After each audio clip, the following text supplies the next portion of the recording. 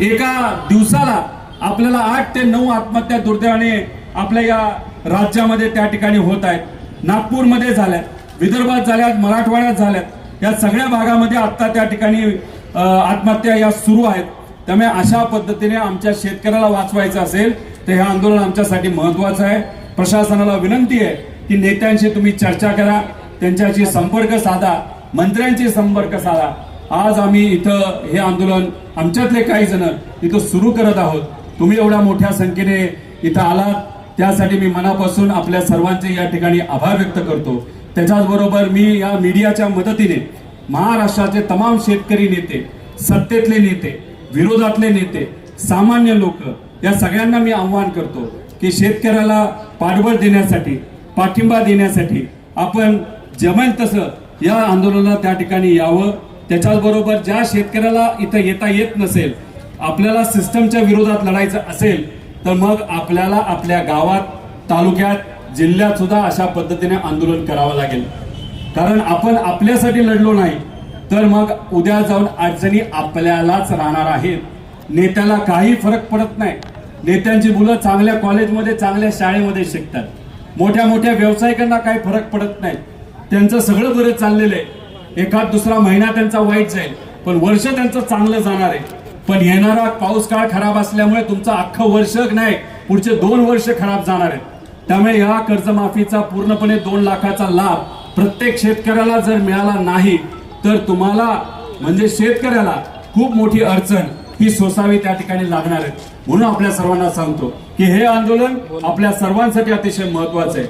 आणि तुमच्या सर्वांच्या साक्षीने, विठोबारायाच्या आशीर्वादाने, सर्व संत श्रेष्ठांच्या आशीर्वादाने, सर्व महामानवांच्या आशीर्वादाने, माझ्या आई वडिलांच्या आशीर्वादाने, माझ्या परिवाराच्या पाठिंब्याने व सर्वसामान्य लोकांच्या पाठिंब्याने हे आंदोलन आता आपल्या सर्वांच्या उपस्थितीमध्ये, त्याच्याचबरोबर 4 जून पासून आतापर्यंत कर्जबाजारी जे शेतकरी होते आणि दुर्दैव कर्जबाजारी असल्यामुळे ज्या ज्या शेतकऱ्यांनी आत्महत्या केली, आपल्या परिवाराला त्या ठिकाणी सोडलं, ज्याच्यामध्ये नारायणबाई धोटे असतील नागपूर, त्याच्यामध्ये सुखदेवभाऊ पाटोड असतील, लतादाई गायकवाड असतील, खुशालभाऊ खंडाईत असतील, त्याच्याचबरोबर गजाननभाऊ राठोड असतील, नागरामभाऊ राठोड असतील, संजयभाऊ साळवे असतील, दशरथभाऊ चव्हाण असतील, विनोदभाऊ शिंदे असतील, विश्वासभाऊ क्षीरसागर असतील, बाळकृष्णभाऊ खडसे असतील व इतरही सर्व शेतकरी, त्यांना मी आदरांजली त्या ठिकाणी वाहतो. आणि प्रत्येक शेतकऱ्याला विनंती करतो, आपला परिवार आपल्यासाठी महत्वाचा आहे.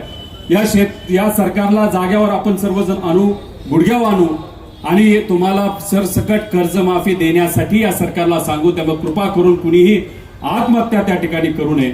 यांना आदरांजली सगळ्यांना वाहून आणि तुमच्या सगळ्यांच्या आशीर्वादाने, पाठिंब्याने, महाराष्ट्राच्या तमाम लोकांच्या पाठिंब्याने, तसंच महाराष्ट्र धर्म टिकवण्यासाठी विठुरायाच्या या पावनभूमीमध्ये आत्तापासून मी आमच्या अन्नदात्यासाठी अन्नत्याग आंदोलन इथं सुरू करत आहे.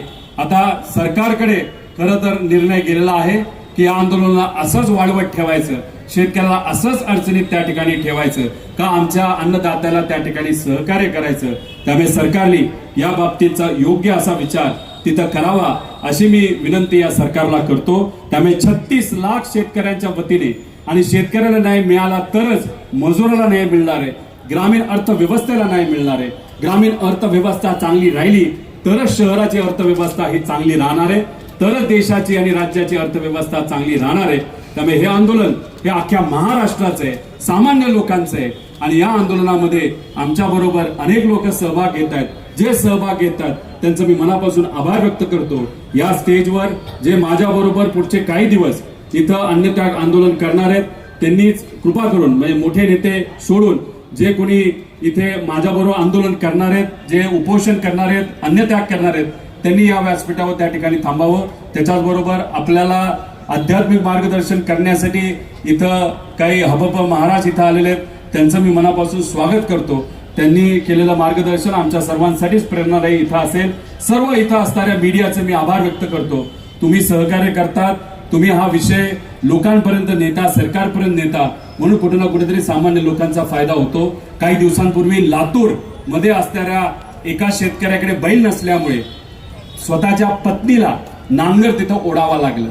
ठीक आहे, मीडियाने बातमी केली, विरोधकांनी त्याच्यावर बोललं म्हणून सरकारने दुसऱ्या दिवशी एक बैल दिला, पण दुर्दैव असं ते बैल सुद्धा आजारी दिला.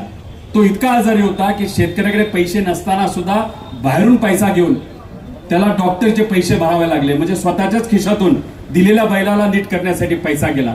जसा तो बैल आजारी आहे तशीच ही कर्जमाफी सुद्धा आजारी आहे. फक्त दाखवण्यासाठी आम्हाला कर्जमाफी नको, सरसकट आमच्या शेतकऱ्याला मनापासून मदत करण्यासाठी कर्जमाफी द्या, सरसकट द्या. आणि आम्ही सांगितलेल्या अटी ज्या तुम्ही मुद्दामून टाकलेल्या आहेत त्या सर्व अटी ज्या आम्ही म्हणत आहोत तुम्ही काढा, त्या काढाच असं म्हणून मी इथं माझं आंदोलन सुरू करत आहे. रामकृष्ण हरी. जय हिंद, जय महाराष्ट्र, जय महाराष्ट्र धर्म.